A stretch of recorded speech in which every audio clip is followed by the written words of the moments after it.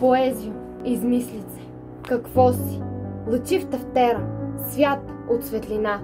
Една любов от хиляди откоси, един покой, подобен на война. Скала, в която изворът дълбае, пътеката на водния си ръст, длето, което изповеди вае, тъй както скулптор мраморния къс. Ще мога ли едничък да открия на лоното ти пламъка свещен, кога стихът превръща се в стихия, кога стихът ме прави вдъхновен?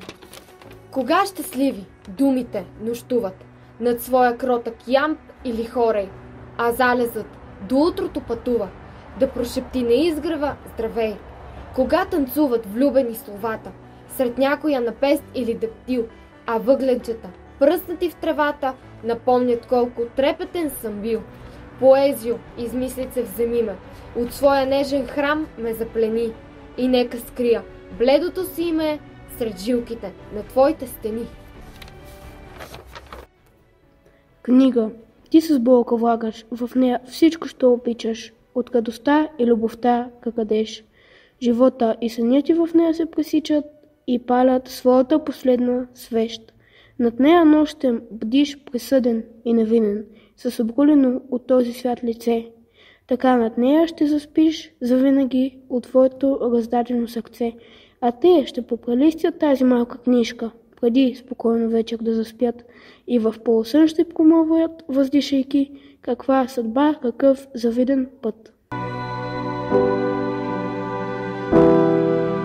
Старият учител погледна за последно своя клас и пак нахлуха спомените много. Сълзи удариха се думите. Без глас им каза своето последно с Богом. Научи ги на толкова неща, каквито даже в книгите не пише. Показа им какво е мъдростта, да прощават, да се борят, да обичат. Проблемите им страдаше и той, с радостите им и той живя. Живота си прекара без покой, но повари го вече старостта.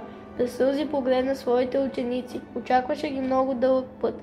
Те бяха неговите малки птици, а той ги бе научил да летят. А неговият път бе свършил вече. Учителят си тръгваше сега. Класът тогава стана прав и рече: не с Богом, а благодаря.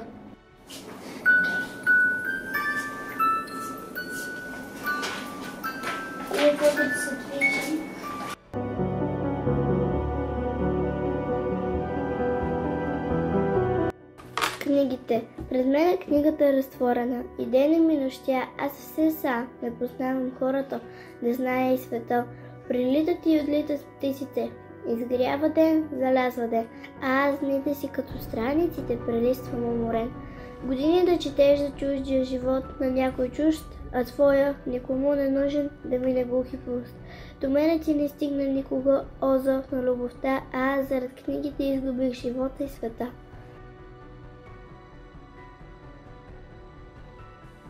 С Богом.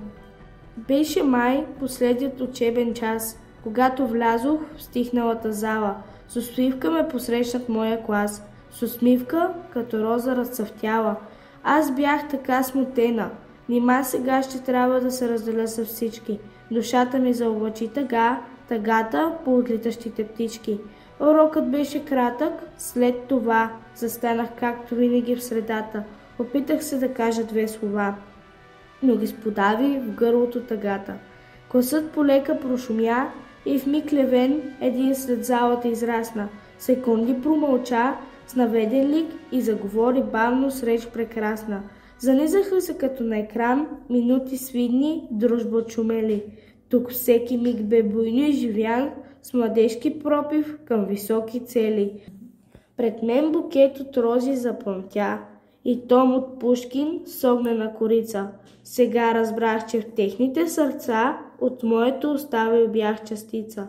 Една сълза гореща вместо мен набликналата обич отговори. Незабравимо стана този ден под грейналите витошки простори. Възвание. Поети. Звезда от кремъка на олимпийски оръжия. Омагьосани андерценови птици на път. Сухо кашляне в болните стаи на въздуха. Карамфили с червени пръсти върху барикадите. Елини, траки, египтяни, готи, славяни, хуни, викинги, гали, фламанци. Велики преселения на думите. Поети, чувам света в очите на вашите сини тетрадки. Ето ви хляб и вино, пистолет и копкиче, бяла риза, изтъкана от майки и народи. Вземам под лична закрила вашите малки тиражи и големи заграви на сърцата ви. Да вървим, безпътни и дневни. Вас ви чакат влюбените от следващата физическа картина на света. Огледало и казва, че нощта ще бъде нежна, почти като в роман на Фицджералд, и в нея вишни плахи ще се свежат пред всеки, който търси своя дял. В поезията на Димчо Дебелянов, на ангелите в онзи светъл хор, в който не се попада без покана, а само ако си заключеник в затвор, и осъзнаваш, че великата пустиня безстрастно мери всеки циферблат и оживява в нашите кристално синя мечтата ми за рай сред този ад. Самотворение. Живеем в огледален свят на двойници и отражения и между фикция и факт стоим като стихотворения. Кое е истинско не знам, ръката ли която пише или написаното там, ако е на командно дишане. На думите е господар, най-преданният роб на думите. От нищо не очаква кяр, за нищо не хаби куршуми. И никой свят не му е крив, че в него се оглежда словото. Щом авторът е талантлив, не може да не е виновен. Безмислената суета е твърде постна от към тайни. Да помним, трайните неща не подозират, че са трайни. За Христо Ботев, с бодър дух и силен нрав, със смелост и оръжие в ръка и гордо вдигната глава, той тръгна към върха висок да дари свобода на своя народ, будител на българския род и водач на целия народ. Пое по труден път суров, изпълнен с мечти и светли идеали, да брани роба от душмани. Душа дава за наука, за добро и за сполука. Той герой-победител в славния двубой с народния мъчител. Единствен Ботев се опълчи и загърби дом, любима и родина.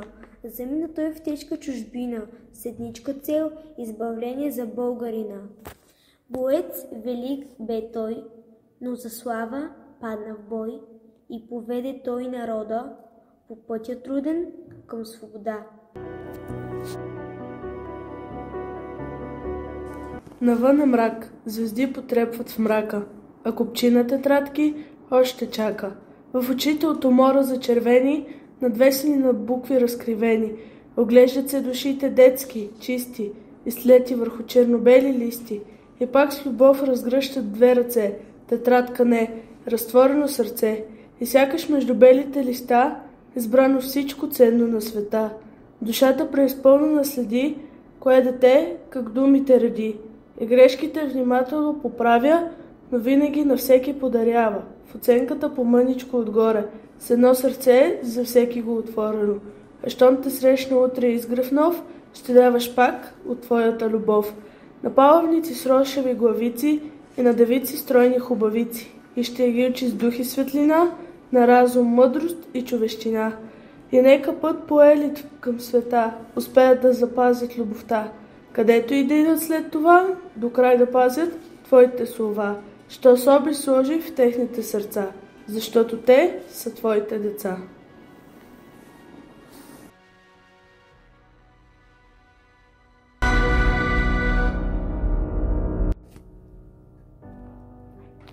Химн на народните будители.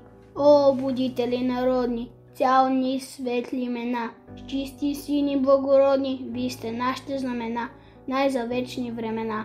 Чест и слава, вечна слава вам, будители народни, вашата памет вдъхновявам към дела за светли дни, към дела за светли дни. Горди сме с история славна, горди сред славянския народ, с Кирил и Методи, пламна пламък, светъл на възход, с писмената към нов живот. Чест и слава, вечна слава вам, будители народни, вашата памет вдъхновявам към дела за светли дни, към дела за светли дни. Ботев, Левски великани, с тях и сон детски безчет, за смъртта си по Балкани, род прославиха с чест. нек пребъда със слава и чест. Чест и слава, вечна слава, вам, будители народни. Вашата памет вдъхновявам към дела за светли дни, към дела за светли дни.